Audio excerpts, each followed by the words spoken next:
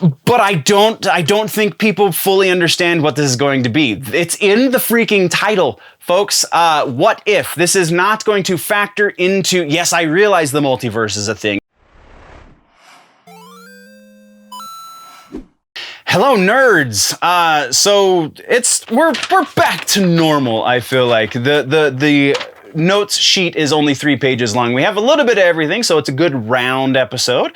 But it's not the hour-long beast that we've done a number of times in the last few weeks. So that being said, before we jump into the intro, please click that subscribe button. I hope today is the day that I have earned your subscription, because definitely trying to get something going here, trying to make this much more informative and more important in your entertainment life.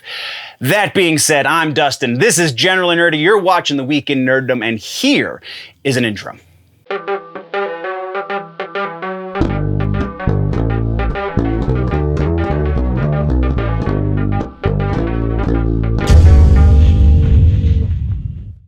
Okay, nerds, housekeeping to take care of.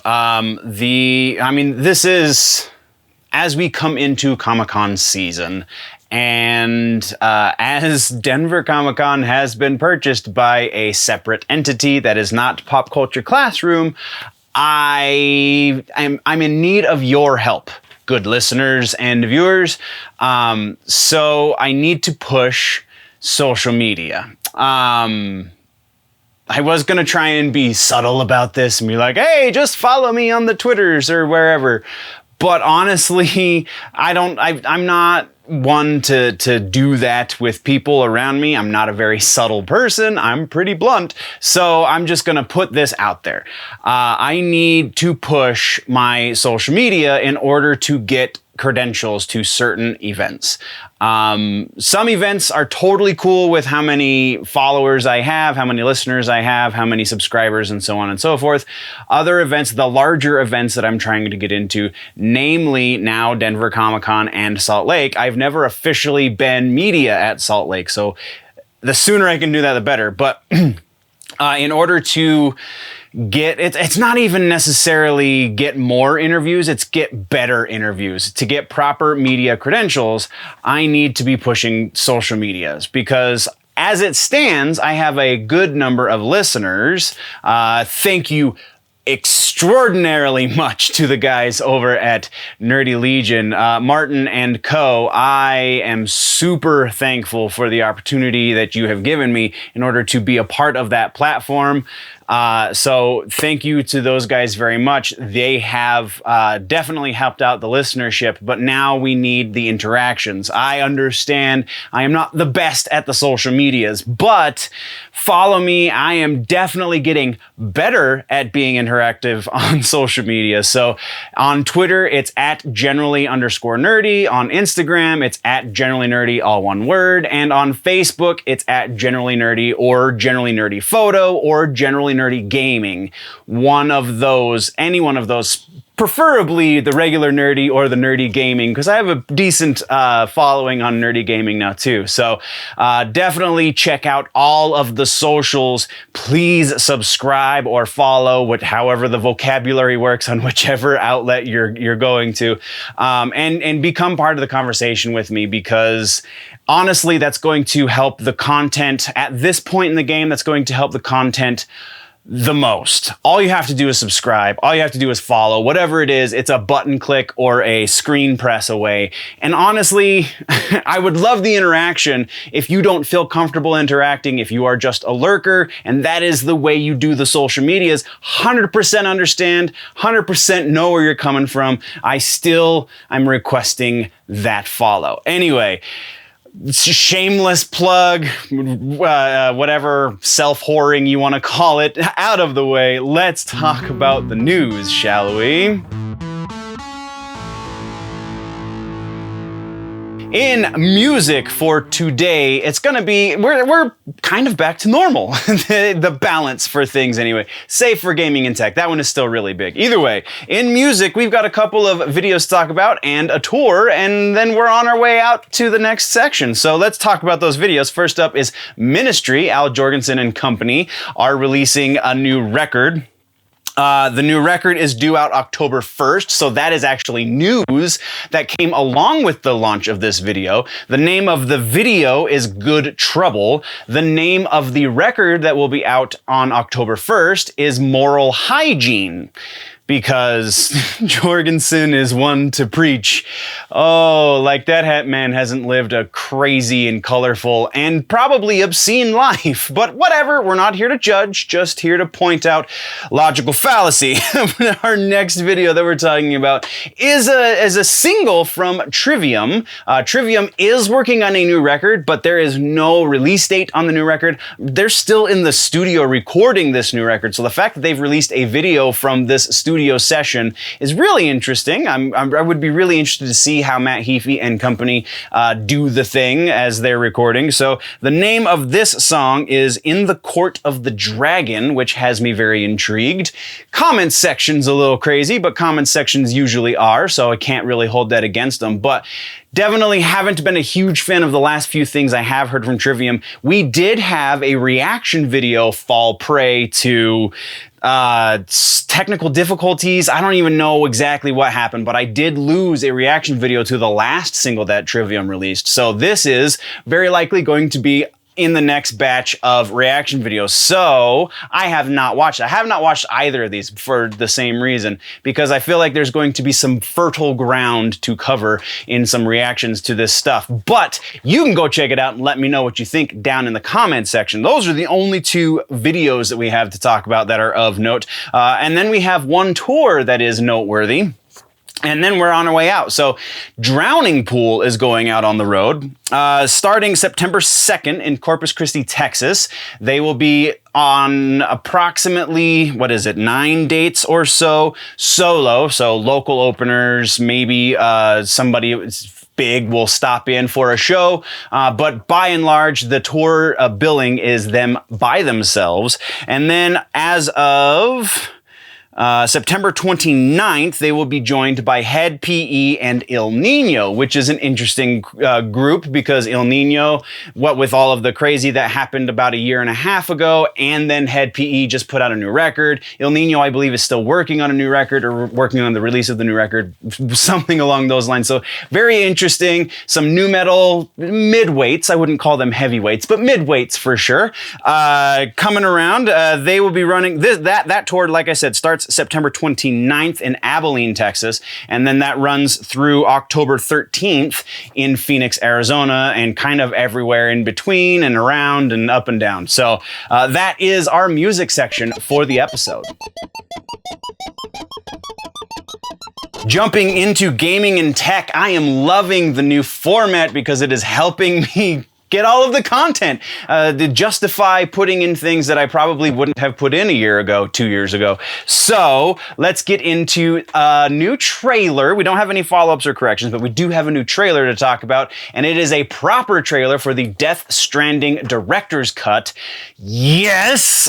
Super excited about this. I'm super hopeful that that new relationship that Kojima Productions has with Microsoft Studios is going to maybe bring this over to the Xbox eventually with the director's cut things and stuff. I'm not holding my breath, but it would be awesome. That being said, we do have a lot of additions to this game. First off, we have the official release date, and that is September 24th, so that's pretty freaking cool.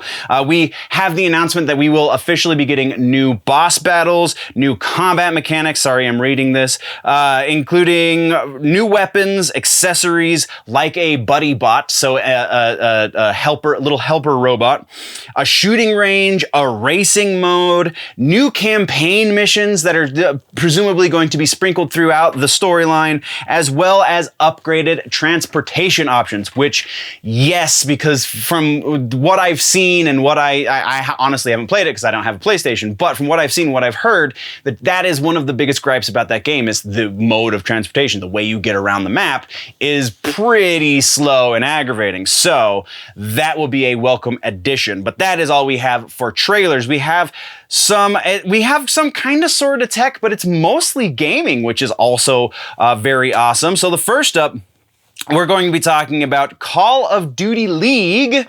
That's right, the Esports Call of Duty League is coming back in full force. They have been on something of a hiatus for in-person events, and this is going to be the end of that hiatus. So the end of July will see the Stage 5 Major, which is one of the big tournaments for CDL. They will be holding that in, I believe, Arlington. Yes, Arlington, Texas, at the Esports Arena there. It will be a tournament, lasts about 3 or 4 days. I didn't put the dates in here because I'm a winner. But this is going to be the first live event with a live audience, because now obviously all esports are live, but it's going to be with a live audience for the first time since March of 2020, which is freaking awesome. Overwatch League is going to be shortly behind that.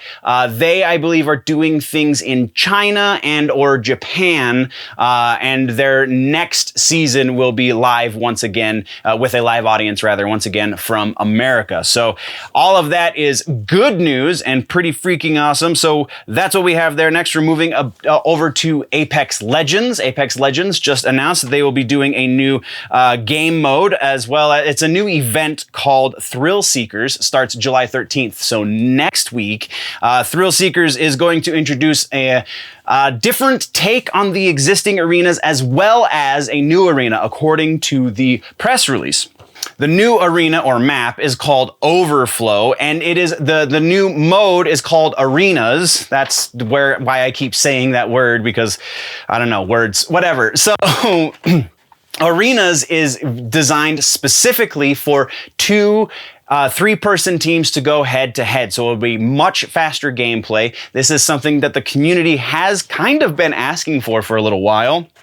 Not a huge faction, I would imagine, because Apex Legends is definitely one of the more fun of the Battle Royale games, but definitely a sizable enough faction of the fandom has been asking for head-to-heads for a long enough time that they're giving it a shot. This is going to be a limited event unless it does super well, which we've seen them add content permanently from such events in the past. So I'm going to definitely give it a shot. I don't know if I'll be able to stream because my schedule is still working its way into it, but that is where Apex Legends lies right now in the news. Next, we're talking about some different kind of gaming, and this is tabletop/card gaming.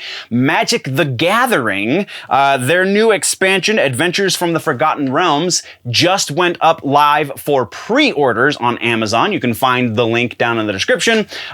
Those pre-orders are going to be for the new expansion. Like I said, this new expansion is going to be the first time, aside from a couple of source books that have been released within the last couple of years. First time, though, that Magic the Gathering 100% officially is crossing over with Dungeons and Dragons. So that's pretty freaking. There's a bunch of different bundles for the DLC. You can get the real basic bundle for like $60. You can get the giant bundle for like, what was it, $200? And there's a gift involved with that. Go check them all out. Again, link down in the description. And that is what we have for gaming and tech.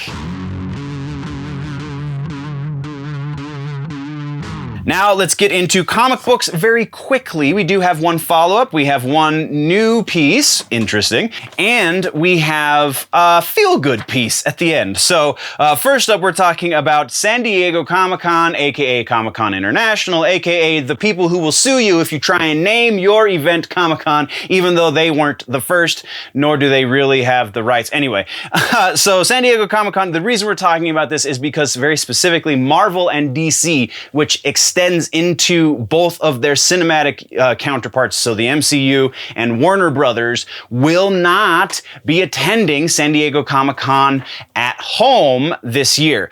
So that's the stuff that's happening at the end of July. There is no official word yet as to what's going to be happening at the in-person event in November, but we will definitely be keeping tabs on that because that seems to be the more interesting option anyway.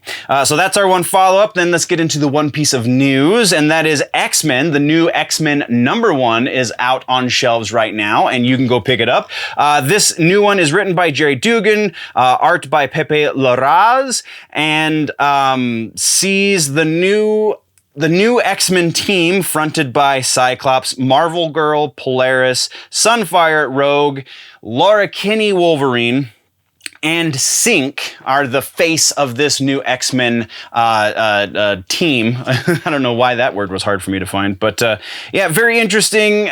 Supposedly going to be changing the face of the X-Men universe once again. I just don't know if I buy that. Very interested to see what happens, so we'll be keeping tabs on it a little bit. Probably not be updating unless something major actually happens, but either way, sounds interesting. We're moving on to our last piece, which I said is a feel-good piece, and this feel-good piece has to do with the Teenage Mutant Ninja Turtles, specifically the second live-action movie that came out in the 90s, The Secret of the Ooze. We're getting Funko Pops. Funko has announced and has shown us, which hopefully you're seeing on your screen, unless you're listening, in which case go check out the YouTube channel. But they have announced that they are releasing Funko Pops based on the designs from the TMNT 2 Secret of the Ooze movie, and they're just awesome. And I just had to share that because they're freaking awesome. That's what we have for comic books and books, though. TV streaming, it is what it is, I guess. So we're going to start off, both of our follow-ups today have to do with the Witcher franchise. The first one is The Witcher Season 2. So this one's kind of a correction at first because I rewatched the episode after I posted it, and I realized that I was not 100% pronouncing Michelle Yeoh's name correctly. I was saying Michelle O, or at least it sounded like I was saying Michelle O. It is not O, it's Yo. I'm a dummy and I apologize. But the actual new follow-up is another casting announcement, and that is Sophia Brown has been cast as Isla, I think is how you would say that, replacing Jodie Turner-Smith, who, if you remember, had to leave the project because of scheduling conflicts, so now they can presumably move forward with production.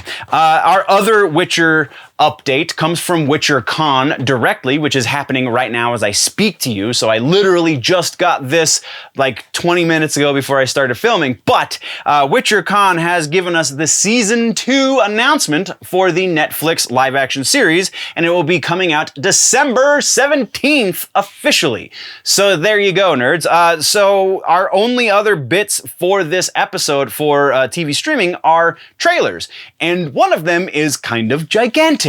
The What If trailer for the next Marvel series is going to be obviously What If. The animated series has hit the internet and it's kind of broken everything. All the speculation, all the comic skaters are trying to pick it apart and show how horrible it's going to be. All of the hardcore fanboys are trying to pick it apart, showing you how amazing it's going to be. I haven't watched it in its entirety, but I have seen bits and clips because I was careless while doing my research. And to me, it kind of looks like what it's exactly supposed to be. Nothing extraordinary, nothing that you're going to necessarily write home about, but pretty solid content regardless. So nothing to complain about, but also nothing to praise. Looks interesting. Definitely going to be fun to put forward some what if scenarios that we can maybe talk about here on the show. But I don't think people fully understand what this is going to be. It's in the freaking title, folks. What if? This is not going to factor into, yes, I realize the multiverse is a thing. And yes, I realize there is a slim possibility. This is a rumor that we're going to be squashing right here, right now. This will not factor into the main MCU storyline at all. There may be passing references. There may, if this season does super well, when we get the second season, maybe they'll change their game plan. But as of season 1, the What If series is not going to affect the mainline MCU whatsoever. Just so you know, they've kind of said that in no uncertain terms. That could change, again, with Season 2. We will definitely be keeping tabs. But you can find the trailer if you follow the link in the show notes. Our other trailer that we're talking about is a Stephen King-related trailer, a new series on Epix, which will be coming out August... the What If season premieres August 11th. So there you go.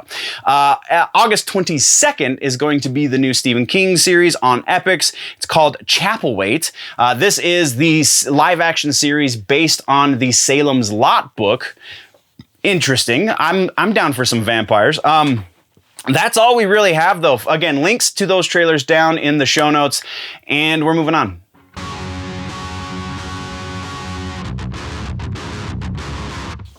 So we have movie section, and I was impressed with the movie section because it seems like everything's in production, so there's not a whole lot of updates, but we got some. So first up, we have the follow-ups. We're talking about Tomorrow War. Tomorrow War, the inevitable sequel, has officially been greenlit. So Tomorrow War 2 will happen. They're very early in that process. It doesn't even sound like they 100% have a script. They just kind of sort of have a direction. So we will be keeping tabs on that as we get closer to it. Our next one is another announcement of release, and that is Red Notice. We've talked about this once before. It's Deadpool, Wonder Woman, and Black Adam are doing a movie together. That's right, Ryan Reynolds, Gal Gadot, and The Rock.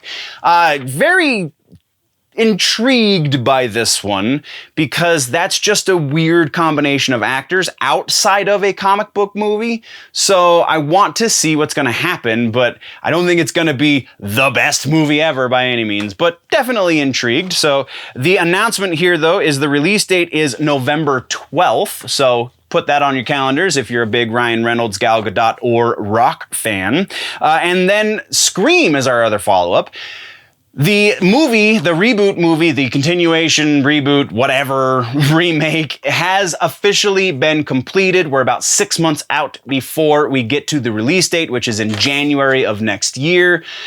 And yeah, that's it. So let's see what the hype machine does for our level of excitement, because right now it's fair to lower than Midland because I'm not a big fan of remake culture. Either way, that's where we are with the follow-ups. Let's move into trailers. We got a new Dune trailer. It is one of the international releases in, I believe this is Japanese. If it's not, if it's a different Asian language, I apologize. And I don't know the proper terminology, whatever. So we got a whole ton of new footage, so definitely worth a watch. This is an exciting trailer. Not doing a reaction to this one because my excitement was honestly higher than the Mortal Kombat trailer. And that's how freaking excited I am about the Dune movie. But that's the only trailer we have. And then we're going to talk briefly about Amazon. Amazon has been, and this one I guess I probably could have put in the last episode because that's when they started making these announcements, but I'm getting ahead of myself. Amazon is securing the broadcasting rights for a lot of things these days. They just made the announcement that they are going to be one of the two, because Peacock also is getting in on this. Or was it Peacock or Paramount? I can't remember. Peacock, yeah, sorry. Didn't look at the notes. So Peacock is going to be where the Universal movies launch when they hit streaming, but Amazon is going to share streaming rights with Peacock, so they will kind of bounce back and forth between the two. So that's pretty big in and of itself. But then, if you get into the nerdier side of things, being anime, Evangelion is going to be exclusive in America, exclusive to Amazon Prime. The new movie that is blowing up the charts right now is going to release in the States on Amazon Prime, and every other Evangelion animated property is going to be moving over to Amazon. That is gigantic. This is part of their push to get more Asian subscribers. That is part of the release. So if that is an insensitive term now, I'm just reading what the official Amazon marketing says, because they have announced something in the neighborhood of 40 new IPs that they are securing in order, anime and otherwise, in order for this marketing push. So pretty freaking cool. Going to be keeping our eyes on the anime side of Amazon. Whoo, that's a lot of A's. But that is all we have for the movie section. Now we are into the rumor mill. Rumor mill is short-ish, but it's never stopped me from talking before. So let's jump right in. We have no confirmations or refutations. We do, though, have two rumors, kind of building on rumors that we've talked about before. Daredevil, once again, back in the rumor mill. Now we have more rumors saying that Charlie Cox will come back to the MCU, but it is going to be after a character redesign, or like a visual redesign for the costume specifically. Maybe this is Feige flexing those muscles of, no, we can't have anything in my universe that wasn't approved by me directly. If it was made by somebody else, it doesn't exist and I don't care. It sounds like this is kind of him bending a little bit to fan whim, if this rumor is correct. And also, this rumor goes on to say that he will be in both Spider-Man and She-Hulk, because that is kind of the way the MCU is starting to work these days. Though there was other rumors saying that Feige was not going to be signing multi-movie deals with actors anymore. I didn't really get into that one because that deserves a little bit more research than I had time for, considering everything else. So the other rumor here kind of goes in the face of the first rumor, at least the second half of the first rumor, saying that no, in fact, Charlie Cox will only be in Spider-Man and will not be making an appearance anywhere else. This is his one shot in the MCU, if you will. All right, so we got to kind of take a look at this in a couple of different breakdowns. So first, if Charlie Cox is coming back to that role of Daredevil, yes, 100%. Well, I will never put anything at 100% unless I have some sort of great feeling about it. But that's like 90%. They're going to redesign the character. Of course. I would be very surprised if they didn't. But that is rumor based on rumor. So as high as we can actually go is 50%. And I'm hitting that 50% hard. Second rumor here is that he's going to be in both She-Hulk and Spider-Man No Way Home. If you're going to bring in this character that the fans have foamed at the mouth for 3 years at this point, for even longer if you consider that they wanted this character to join the MCU proper when it was still on Netflix proper, that rumor I think is the most plausible here, because it's not based on other rumors necessarily. It's just these are where he's going. So yeah, I'm going to put that at about 70% because the sources are not the greatest, but like it only makes freaking sense. If you're going to bring him in at all, bring him in proper, which would be She-Hulk and Spider-Man. And then make him like a fixture in those areas for a while, right? The third part of this is saying that only Spider-Man, he's only coming to Spider-Man because he's going to be Peter Parker's attorney, and that's the only time we're going to see Charlie Cox as Daredevil in the MCU. No. That one, I think, is the least likely of all of this because that's just silly. That's a waste of a character. I understand Feige has different plans, white males and whatnot, but that's a lot of hype and a lot of fan service to just put the kibosh on it real quick, to chop it off at the knees. Like that just doesn't, I don't buy that. So likelihood that he's only going to be in Spider-Man if he comes into the MCU at all, 20%, and I feel like that's too high. So there we go. Our next rumor has to do with the DC extended universe, so the movies. Batgirl, we kind of have a twofold rumor here. One of them we've already heard, in that Batgirl, the movie that we know is in production, is in early stages of production still, is going to be a one-off, much like the Joker. It's going to exist in a vacuum in its own little universe. So that is the first rumor. This is a rumor we've discussed before. Don't really feel like we need to discuss it again because, DC is DC, so it is what it is. But we had to, it's coming from a new source, so that's why we're bringing it up again. But also we kind of had to do a little bit of a refresher because it's been a while since we talked about this in order to talk about the second half of this rumor, and that is that they're going to be recasting the role of Commissioner Gordon. This is rumor dependent on rumor. So if it does exist in a vacuum, then 100%, I believe they would be recasting Gordon because like, it's not the same. It's not JK. It's not Jeffrey Wright. It's not. It's its own thing. So yeah, they would need a new actor. But it's rumor based on rumor, so 50% because we're also hitting that 50% very, very hard. Our final piece of rumor comes from the music section, which is not one that we get rumors from very often. I believe the last rumor we had was actually confirmed because Mudvayne did come back. They're not working on new music yet, but this rumor is Spotify is going to be getting in on live concert events, so ticketed events. They're going to be hosting. I don't know if it's going to be in conjunction with a ticketing partner like Ticketmaster, so on and so forth, Ticketfly, Ticketweb, whatever. But the rumor says that they're going to be doing ticketed events.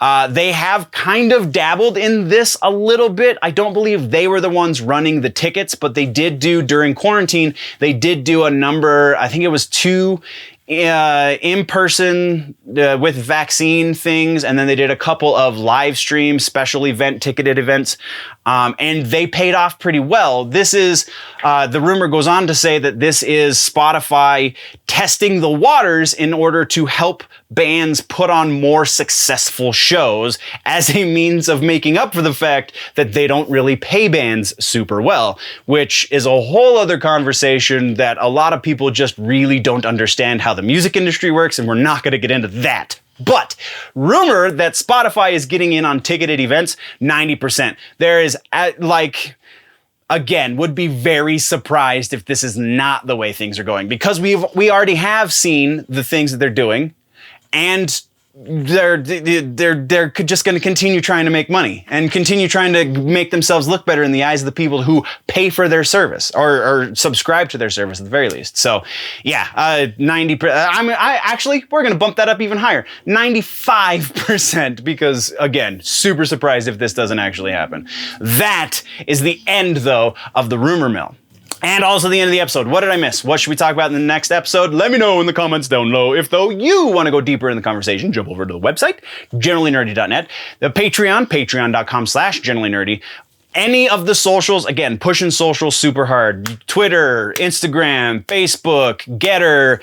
I'm on all of them. I'm working on getting on more, but they're less lucrative on the other ones, like less people to reach out to and so on and so forth. So, yeah, do the thing, subscribe, do all of the stuff. I love your faces. We're going to split now, but before we go, always remember that if it's generally nerdy, it's probably here.